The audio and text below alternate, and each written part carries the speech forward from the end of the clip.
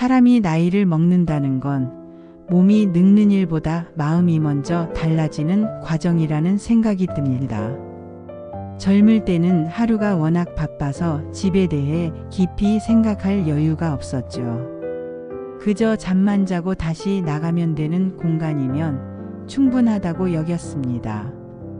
집이 어떤 역할을 해야 하는지, 그 안에서 내가 어떤 시간을 보내게 될지는 중요하지 않다고 생각했거든요. 그런데 은퇴를 하고 나니 상황이 완전히 달라졌습니다. 하루의 대부분을 집에서 보내게 되면서 집이 주는 느낌이 삶 전체를 좌우한다는 걸 그때서야 알게 됩니다. 예전에는 새 아파트 한 채만 있으면 노후 준비는 다 된 줄 알았습니다. 엘리베이터가 있고 관리실도 있고 보안도 잘 돼 있고 집값까지 오른다면 그만하면 잘 살아온 인생이라고 여겼죠. 그런데 막상 하루 종일 집에 있어 보니 마음이 이상하게 더 허전해졌습니다. 불편한 건 거의 없는데 따뜻함이 부족하다는 느낌이 들었습니다. 사람 목소리가 그리워지는 날이 잦아졌고 집이 나를 쉬게 하기보다는 나를 더 고립시키는 공간처럼 느껴지기 시작했습니다. 아침에 눈을 떠도 서둘러야 할 일이 없습니다. 굳이 밖에 나가지 않아도 하루가 흘러가고 엘리베이터를 타고 내려가도 이웃과 말 한마디 섞지 않고 지나치게 됩니다. 같은 건물에 수백 명이 살고 있는데도 서로 어떤 삶을 사는지는 전혀 모른 채 각자 문을 닫고 살아갑니다. 젊을 때는 이런 점이 오히려 편하다고 느꼈는데 나이가 들수록 이 단절이 마음을 조금씩 무겁게 만든다는 걸 알게 됩니다. 아파트라는 공간은 문을 닫는 순간 외부와 완전히 차단되는 구조입니다. 편리함은 주지만 사람을 안으로만 가두는 성격도 함께 가지고 있죠.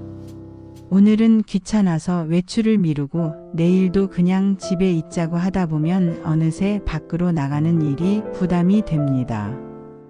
그렇게 조금씩 세상과의 거리가 멀어집니다. 누가 강제로 가둔 것도 아닌데 스스로를 집 안에 묶어두게 되는 셈입니다. 사람은 결국 사람 속에서 살아야 한다고들 합니다. 하루에 말 한마디라도 나누는 사람이 있는 것과 없는 건 생각보다 큰 차이를 만듭니다. 텔레비전 소리만 들리는 집과 창문을 열면 이웃의 발소리와 생활 소리가 들리는 집은 마음의 안정감이 다릅니다. 그런데 우리는 집을 고를 때 이런 기준을 거의 생각하지 않았습니다. 방이 몇 개인지, 평수가 얼마나 되는지, 브랜드가 무엇인지 같은 조건만 따졌지 그 집에서 내가 어떤 하루를 살게 될지는 깊이 고민하지 않았던 거죠. 그래서 요즘은 조용히 이사를 결심하는 사람들이 늘고 있습니다. 요란하게 집을 팔았다고 떠벌리지도 않고 대단한 선택을 한 것처럼 말하지도 않습니다. 다만 어느 순간 깨닫게 되는 겁니다. 이 공간에서는 더 이상 내가 잘 늙어갈 수 없겠다는 생각이 들었기 때문이죠. 그분들이 선택하는 곳은 아주 특별한 곳은 아닙니다. 서울 한복판도 아니고 그렇다고 병원 하나 없는 깊은 산골도 아닙니다. 병원과 약국이 가까이 있고 시장이 있어서 장 보러 걸어갈 수 있으며 날씨 좋은 날에는 슬리퍼 신고 산책할 수 있는 그런 동네입니다.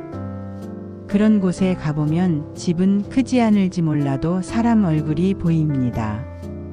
아침에 나가면 어디 가느냐고 묻는 이웃이 있고 며칠 안 보이면 안부를 묻는 사람이 있습니다. 꼭 친하지 않아도 괜찮습니다. 서로 얼굴을 알고 있다는 것만으로도 마음이 놓입니다. 나 혼자 쓰러져도 누군가는 알아줄 거라는 그 안도감, 노후에는 그게 생각보다 큰 힘이 됩니다.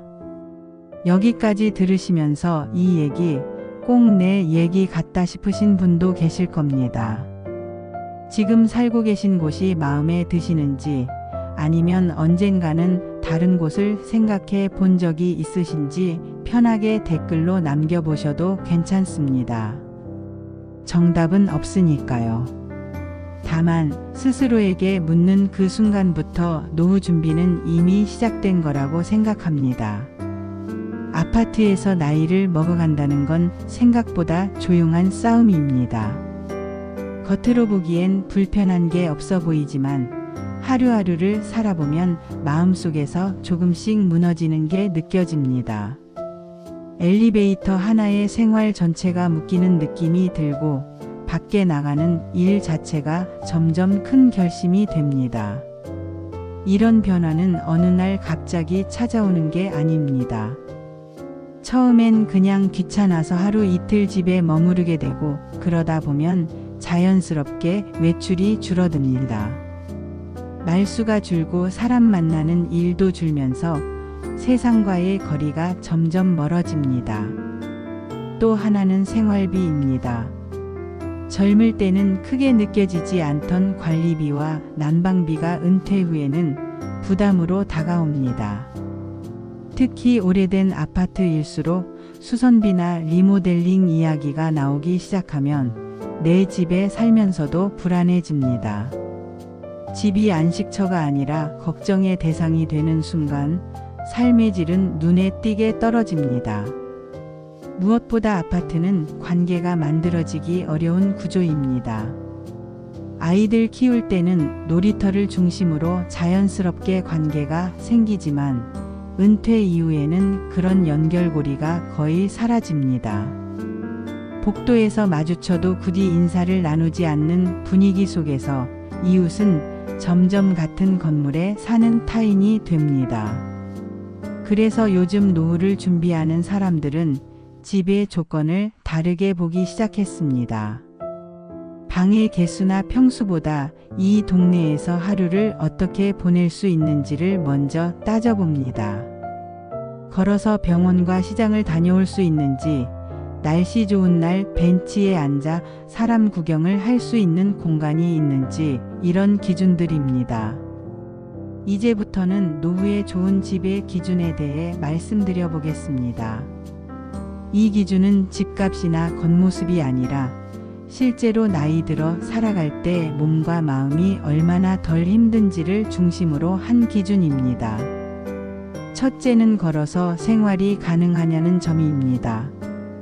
나이가 들면 가장 먼저 달라지는 게 이동 방식입니다. 예전에는 버스 한 번 갈아타는 것도 차를 몰고 마트에 다녀오는 것도 별일 아니었지만 시간이 지나면 그 모든 이동이 하나하나 부담이 됩니다. 계단 몇 칸, 횡단보도 하나, 신호 기다리는 시간조차 피곤하게 느껴질 수 있습니다. 그래서 노후의 집은 차가 있어야만 생활이 가능한 곳이 아니라 차가 없어도 기본적인 일상이 유지되는 곳이어야 합니다.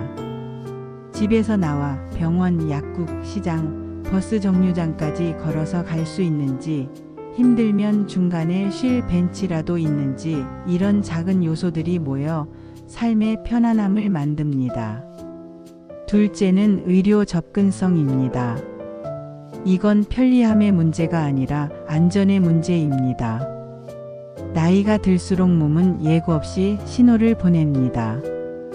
갑자기 어지럽거나 혈압이 오르기도 하고 밤에 몸이 불편해질 수도 있습니다. 이때 병원이 멀다는 건 단순히 불편한 게 아니라 큰 불안으로 이어집니다. 차로 30분, 40분 걸리는 병원보다 걸어서 갈 수 있거나 대중교통으로 몇 정거장 안에 있는 병원이 훨씬 중요합니다. 가까이에 내과 하나, 약국 하나 있다는 사실만으로도 마음이 훨씬 편해집니다. 노후에는 이런 마음의 안전망이 무엇보다 필요합니다. 셋째는 사람의 기척이 느껴지는 환경입니다. 너무 조용한 곳은 처음엔 좋아 보일 수 있습니다. 소음도 없고 방해도 없으니까요. 하지만 시간이 지나면 그 고요함이 외로움으로 바뀝니다. 하루 종일 아무 소리도 들리지 않는 공간에서 사람은 점점 말수가 줄고 생각이 많아집니다. 반대로 완전히 시끄러운 곳도 노후에는 피곤합니다. 그래서 적당한 온기가 필요합니다. 아침에 아이들 등교하는 소리, 낮에 시장 오가는 소리, 저녁 무렵 이웃들이 귀가하는 발소리 정도가 들리는 동네. 이런 소리들은 무의식적으로 나는 혼자가 아니라는 신호를 줍니다. 넷째는 관계가 자연스럽게 생길 수 있는 구조입니다. 노후에 필요한 관계는 젊을 때처럼 깊고 복잡한 관계가 아닙니다. 매일 연락해야 하는 사이도 함께 사업을 하거나 큰 약속을 나누는 사이도 아닙니다. 다만 얼굴을 알고 안부를 묻고 필요할 때 도움을 주고받을 수 있는 관계면 충분합니다. 아프면 약국 다녀다 줄 수 있는 사람 한 명, 며칠 안 보이면 괜찮으세요? 하고 물어봐 줄 사람 한 명, 그 존재만으로도 노후의 삶은 전혀 달라집니다. 이런 관계는 일부러 만들어지기보다 구조가 있을 때 자연스럽게 생깁니다. 골목이 있고 마주칠 수 있는 공간이 있고 함께 걷는 시간이 있는 동네에서 관계는 저절로 이어집니다. 다섯째는 생활비 부담이 적은 구조인지입니다. 노후에는 수입보다 지출 관리가 훨씬 중요해집니다. 집값이 비싸다고 해서 삶의 질이 높아지는 건 아닙니다. 오히려 매달 나가는 관리비, 난방비, 교통비가 부담이 되면 집이 편안한 공간이 아니라 걱정의 대상이 됩니다. 같은 연금, 같은 저축으로도 생활비가 덜 드는 구조에 살면 마음의 여유가 생깁니다. 그 여유는 여행이나 취미로 이어질 수도 있고 무엇보다 불안하지 않은 하루를 만들어 줍니다. 이 5가지 기준은 이상적인 이야기처럼 들릴 수 있지만 실제로 이 기준을 중심으로 삶의 공간을 바꾼 분들은 공통적으로 이런 말을 합니다. 생활이 단순해졌고 하루가 덜 힘들어졌으며 마음이 한결 편해졌다고 말입니다. 집이 달라졌기 때문이 아니라 집이 삶을 방해하지 않게 되었기 때문입니다. 그렇다고 지금 당장 이사를 가야 한다는 이야기는 아닙니다. 다만 한 번쯤은 스스로에게 물어보셨으면 합니다. 지금 이 집이 10년 뒤에 나에게도 괜찮은 공간일지 말입니다. 요즘은 한 달 살기나 반년 체험처럼 미리 살아볼 수 있는 기회도 많습니다. 집을 고르는 시간이 아니라 삶의 방식을 시험해보는 시간이라고 생각하고 다녀오셔도 좋겠습니다. 머리로 생각할 때는 몰랐던 것들이 몸으로 살다 보면 자연스럽게 느껴지기 마련입니다.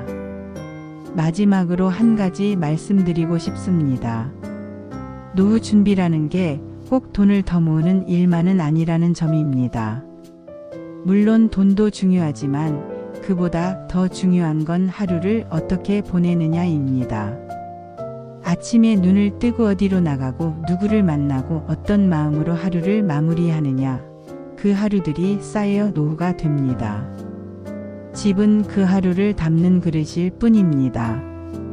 혹시 이 영상을 보시면서 나도 이런 노후를 준비해야 하나 그런 생각이 드셨다면 지금 마음속에 가장 먼저 떠오른 한 가지를 댓글로 남겨보셔도 좋겠습니다. 장소일 수도 있고 바람일 수도 있고 아직은 막연한 고민일 수도 있습니다. 말로 꺼내는 순간 생각은 조금 더 분명해집니다.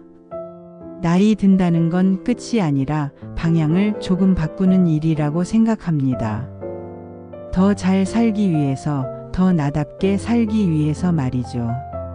노후는 남들 기준으로 사는 시간이 아니라 나에게 맞는 속도로 살아가는 시간입니다.